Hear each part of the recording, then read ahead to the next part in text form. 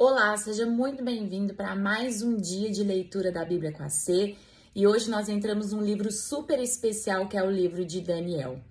Daniel está dentro do contexto do exílio babilônico, mas agora um tipo de leitura completamente diferente dos profetas que nós já lemos juntos. Por quê?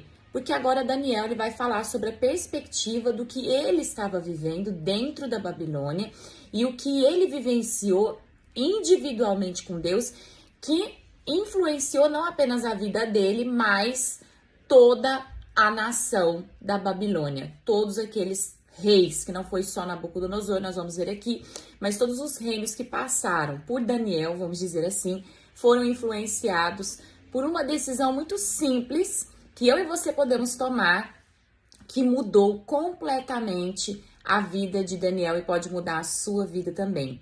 Qual decisão foi essa? Consagração. Daniel, ele era um menino, vamos dizer assim, um jovem, que tomou a decisão de viver uma vida de consagração. A partir do primeiro capítulo de Daniel, nós vamos ver uma decisão. Aqueles jovens príncipes que faziam parte, da elite de Israel, de Jerusalém, o qual Daniel fazia parte desses jovens, foram para a Babilônia e por 3 anos, o texto diz que por 3 anos, eles precisavam ser treinados para assim comparecerem diante do rei e trabalharem para o rei. Mas Daniel, ele decidiu no seu coração que ele não se contaminaria. Tem muita gente que confunde o jejum de Daniel lá na frente com essa atitude dele aqui do primeiro capítulo. O jejum de Daniel é uma coisa, 21 dias de jejum é uma coisa. Aqui quando Daniel, ele diz o seguinte: eu não vou comer do vinho, nem das carnes, nem das comidas, mas eu vou viver de água e de legumes. Ele vai fazer isso no início por 10 dias como um teste. E eles passaram, Daniel e seus amigos passaram nesse teste, eles estavam mais fortes que os demais homens, e ali ele prosseguiu por todo o período, que foi o período de 3 anos. Então, quando o pessoal fala, vou fazer o jejum de Daniel, vou tirar a carne, o leite e tal, eles misturam essas duas questões aí em Daniel. Daniel, nesse início, não era jejum, tá certo? Era uma consagração que ele estava fazendo, e tem alguns estudiosos e teólogos que dizem que ele o fez por toda a vida. Ele não se contaminou, não foi só nos 3 anos, não. Por toda uma vida. Ele viveu uma vida separada, consagrada. E foi aí que o diferencial de Deus chegou até ele. Porque a palavra de Deus diz que o Espírito de Deus veio sobre Daniel. Concedeu a capacidade de interpretar sonhos e visões, mas isso só aconteceu por causa da consagração. Você quer ser abençoado? Você quer ser habilitado? Deus não vai fazer isso antes de você se consagrar, de você tomar uma decisão de consagração. E eu vou te dizer uma coisa, Deus não foi atrás de Daniel para dizer para ele, olha, se consagra porque eu tenho um plano, que eu tenho um propósito. Ele decidiu. Para de ficar indo atrás de profecia, para de ficar indo atrás de promessa de Deus e começa a tomar atitudes de fé na tua vida. Começa a dizer, eu vou viver uma vida de consagração e eu sei que Deus vai mudar a história da minha vida. É assim que funciona. Bom, Daniel consagrado, abençoado, você fala, agora ele só recebe notícia boa. Não. Primeira coisa, morte. Todos os sábios vão morrer porque ninguém consegue decifrar o sonho de Nabucodonosor. Daniel vai lá e fala, só um minuto, eu vou orar, Deus vai me dar revelação. Momento algum, Deus foi atrás de Daniel e falou, eu vou te dar a revelação. Não, ele assumiu. Assuma você também a autoridade na tua vida. Assuma a autoridade do teu lar. Assuma a autoridade na tua casa, no teu ministério, na tua igreja. Onde você estiver, o que você estiver fazendo, seja uma pessoa de autoridade. Para de correr e comece a dizer, Deus, o que o Senhor vai fazer através da minha vida aqui? Foi exatamente isso que Daniel fez. Deus vai, mostra o sonho, dá a interpretação e Nabucodonosor começa a engrandecer o nome do Senhor. Mas não dura muito tempo.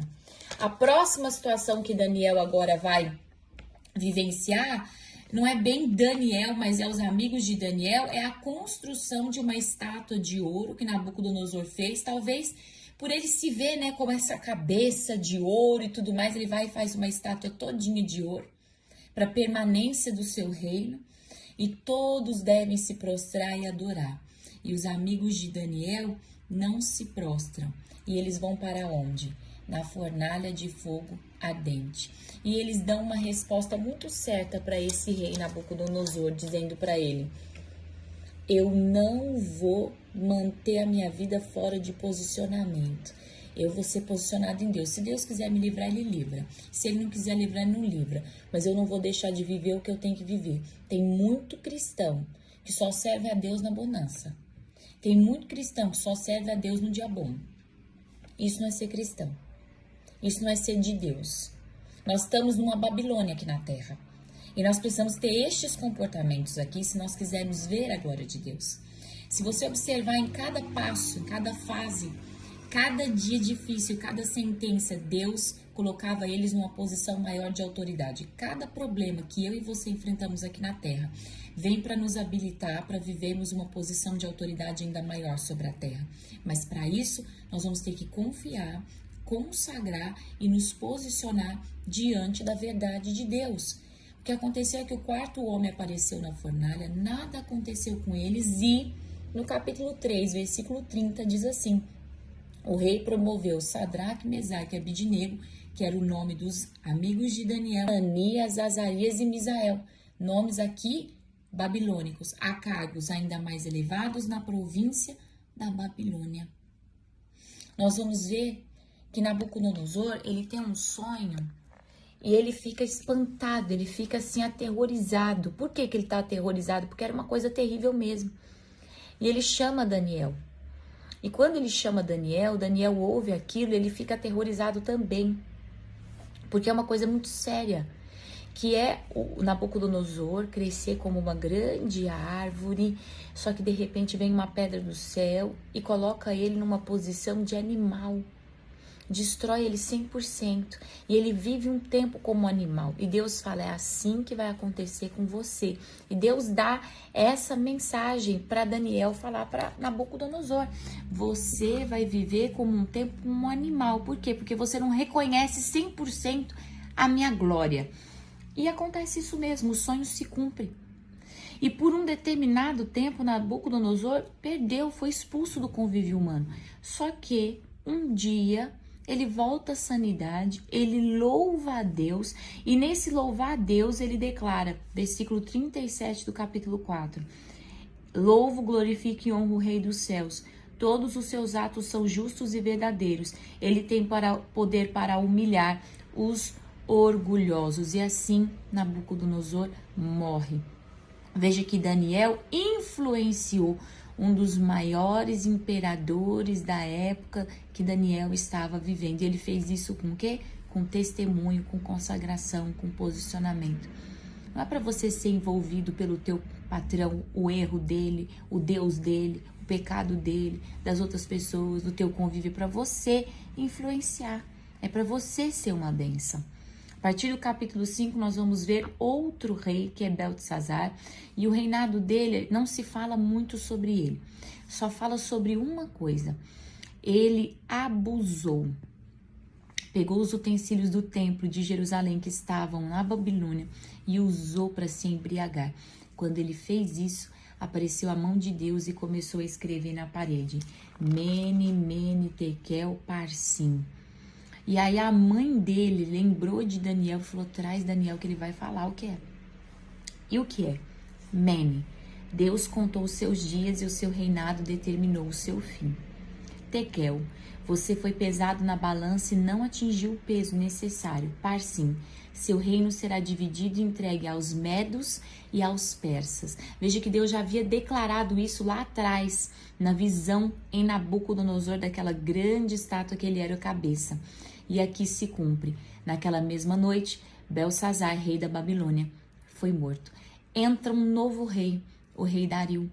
E aqui o rei Dario, ele já vem sendo um homem influenciado por Daniel, porque desde o início ele coloca Daniel como administrador no seu reino.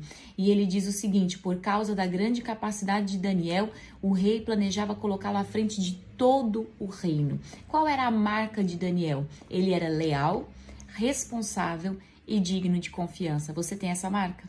Você é leal, responsável e digno de confiança?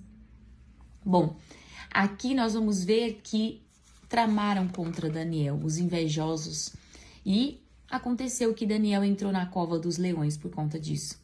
Mas Deus é fiel. Tanto que quando Daniel ele sai, ele diz o seguinte: meu Deus enviou o seu anjo para fechar a boca dos leões de modo que não me fizessem mal, pois fui considerado inocente aos olhos de Deus e também não tinha feito nada contra o rei. Nós precisamos entender uma coisa: os atos de Deus muitas vezes não chegam onde nós desejávamos ou almejávamos viver, porque nós temos não sido inocentes, nós temos sido errados diante da presença de Deus e das pessoas. Então para e observa. Assim Dario prosperou durante o reinado, e durante o reinado de Ciro também Daniel estava lá. Daniel ele vai viver toda essa porção desses reinados. E aqui não se fala sobre o reinado de Ciro, mas nós sabemos que Ciro foi aquele que assinou a carta de liberação. Lembrem Esdras? Esdras começa assim, falando sobre a carta de Ciro. E a partir do capítulo 7 até o último capítulo de Daniel, que é o capítulo 12, nós vamos ver agora profecias sobre o Apocalipse e o final dos tempos. Profecias falando sobre o julgamento da terra. Profecias falando sobre reinos que se levantariam, que estão citados da mesma maneira lá no livro do Apocalipse. Pensa quanto tempo se passou. O anjo do Senhor avisa Daniel. Isso vai acontecer depois de muito tempo. É muito longo tempo e realmente nós ainda não estamos vivendo isso, e Daniel já estava declarando e profetizando estas palavras do Senhor. E ele tem muitas expressões. Eu não vou falar sobre isso agora, porque eu vou fazer um estudo com vocês em 2023 sobre essa porção de Daniel, as 70 semanas, os 2.300 tardes e manhãs. Então eu não vou passar por isso agora, mas eu vou dizer uma coisa para você. Daniel, ele foi encontrado como alguém precioso diante dos olhos de Deus. Por quê? Deus sempre repete aqui: eu estou falando isso para você porque você é precioso. Você precisa saber o que Deus, o que eu, no caso, vou fazer pelo meu povo. Daniel, ele jejua. E aí sim, nós vamos ver esse jejum, os 21 dias de jejum, a interferência dos anjos, mas a resposta não é só sobre a saída da Babilônia. A resposta de Deus é uma resposta completa. É sobre a visão de Jesus vindo e salvando o povo dele de forma perpétua. Nós vamos ver isso não só em Daniel, mas em Jeremias e Isaías também. E é muito importante que você entenda que a promessa e a profecia de Deus, ela não é só para um tempo na nossa vida. A promessa de Deus é contínua. Ela não acontece 100% no nosso tempo. Então, nem tudo que Deus te fala vai acontecer agora, mas saiba que Ele vai cumprir. Nós terminamos falando sobre a construção do templo, tá? Deus ele vai declarar sobre a construção do terceiro templo e como esse templo vai ser engrandecido e ao mesmo tempo difamado. E no capítulo 12, ele vai declarar o fim, o arrebatamento. Nós terminamos juntos hoje mais um livro, o livro de Daniel. Seja um Daniel neste nosso tempo e você vai vencer e ainda será um precioso nas mãos do Senhor. Que Deus te abençoe e aguarde você para os nossos próximos livros.